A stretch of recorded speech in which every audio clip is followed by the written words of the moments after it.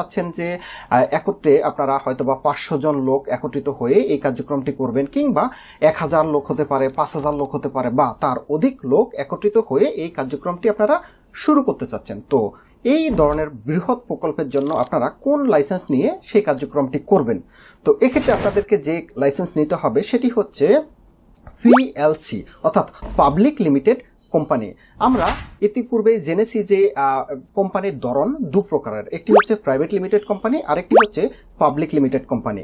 তো যখন উদ্যোক্তার সংখ্যা বা শেয়ার হোল্ডারের সংখ্যা 50 জনের নিচে থাকে তখন কিন্তু আপনারা প্রাইভেট লিমিটেড কোম্পানির মাধ্যমে সেই কার্যক্রমটি করতে পারেন। কিন্তু দেখা যাচ্ছে যে আপনাদের উদ্যোক্তার সংখ্যা যদি অনেক হয়ে থাকে বা প্রকল্পের যে বিনিয়োগ করবেন সেই প্রকল্পের বিনিয়োগকারীর সংখ্যা অনেক হয়ে থাকে, সেক্ষেত্রে আপনাদেরকে কিন্তু পাবলিক লিমিটেড কোম্পানি নিয়েই সেই কার্যক্রমটি শুরু করতে হবে। তো পাবলিক লিমিটেড কোম্পানি বা পিএলসি এটির সুবিধা কি?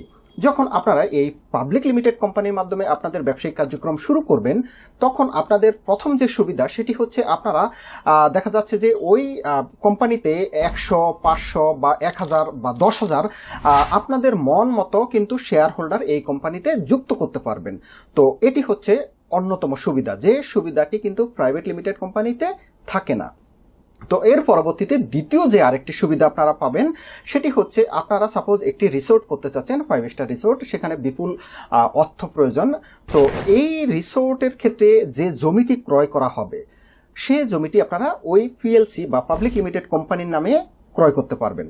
তো ধরে নিচ্ছে যে যদি আপনারা কোম্পানি না করে শুধুমাত্র এই 500 শেয়ার হোল্ডার একত্রিত হয়ে একটি চুক্তিপত্র দিয়ে যদি আপনারা এই রিসোর্টটি করতেন, সেক্ষেত্রে দেখা যাচ্ছে যে এই জমিটি কিন্তু ওই 500 লোকের নামে রেজিস্ট্রেশন করতে হতো, যেটি অত্যন্ত জটিল একটি প্রক্রিয়া।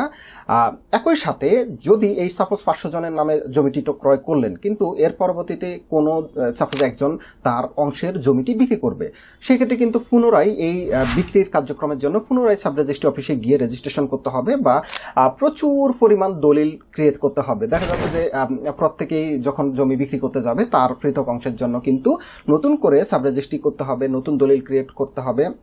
সুতরাং এই ধরনের বড় প্রকল্পের জন্য কিন্তু এই প্রক্রিয়া হবে না। সেক্ষেত্রে আপনাদেরকে যে কাজটি করতে হবে, ওই যে আপনারা পিএলসি করবেন, পাবলিক লিমিটেড কোম্পানি করবেন, এবং ওই পিএলসির নামে কিন্তু জমিটি ক্রয় করা হবে।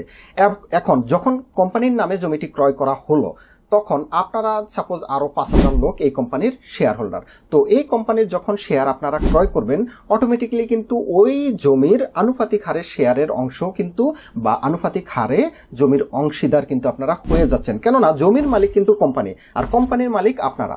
সুতরাং এটি অত্যন্ত গুরুত্বপূর্ণ।